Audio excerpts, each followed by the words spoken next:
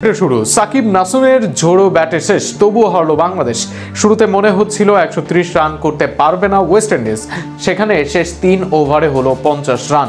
অন্যদিকে শুরুতেই তাণ্ডব চালানো বাংলাদেশ টানা উইকেট পড়ে অল্পতেই ছিটকে গেল ম্যাচ থেকে। আরো শুনুন প্রতিবেদন। টার্গেট ছিল 166 রান। চট্টগ্রাম মাঠের ধর্মই ছিল কিছুক্ষণ টিকে থাকলে রান করা হবে সহজ, তবে সেখানে বেশ যেন তাড়াহুড়াই করলেন বাংলাদেশের দুই ওপেনার সাইফ ও তানজিদ হাসান তামিম। বিশেষ করে ব্যাট হাতে আজ ভয়ঙ্কর হওয়ার আভাস দিয়েছিলেন তানজিদ হাসান তামিম, তবে মাত্র 5 বলে 15 রানের ইনিংসে দুর্দান্ত এক ক্যাচে ফিরতে হয় তাকে। এরপর অধিনায়ক লিটনের ইনজুরি থেকে ফিরে প্রত্যাবর্তনটাও মনের মতো হয়নি। 8 বলে মাত্র 5 রান করেই আউট হন তিনি। আজ ব্যাট হাতে ভালো করেননি ইনফর্ম সাইফ হাসানও। 7 বলে মাত্র 8 রান করে আউট হন তিনি। এরপর 4 বলে 1 করে শামীম আর 10 বলে 5 রান করে সোহান ফিরলে ম্যাচ থেকে ছিটকে যায় বাংলাদেশ। তবে সেখানেই ব্যাট হাতে জাদু দেখান তানজিম হাসান সাকিব ও নাসুম আহমেদ। শুরুতে রয়ে শোয়ে খেললো, এরপর ব্যাট হাতে ঝড় তুলেন সাকিব, তাকে দারুণ সঙ্গ দেন নাসুম আহমেদও। কিন্তু 27 বলে 33 রানের ইনিংস খেলে ফেরেন তানজিম। এরপরে রিশাদের সাথে সঙ্গ দেন নাসুম আহমেদ।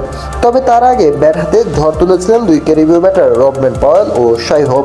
বিশেষ করে শেষ 3 ওভারে ব্যাট হাতে ঝড় তুলেন তারা। ম্যাচের শুরুটা ছিল কিছুটা ধীর, তবে ওপেনাররা দায়িত্বশীলভাবে ইনিংস গড়ে তোলেন।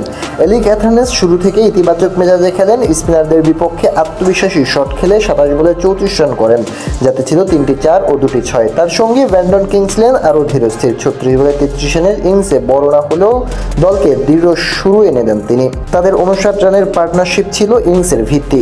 অ্যাথানেস আউট হওয়ার পর মাঠে নামেন অধিনায়ক শাই হোপ, আর তখনই বদলে যায় খেলার গতি। শুরু থেকে নিয়ন্ত্রিত আগ্রাসনে খেলেন তিনি। স্পিনারদের বিপক্ষে বেশ কিছু মারকুটে শট খেলেন।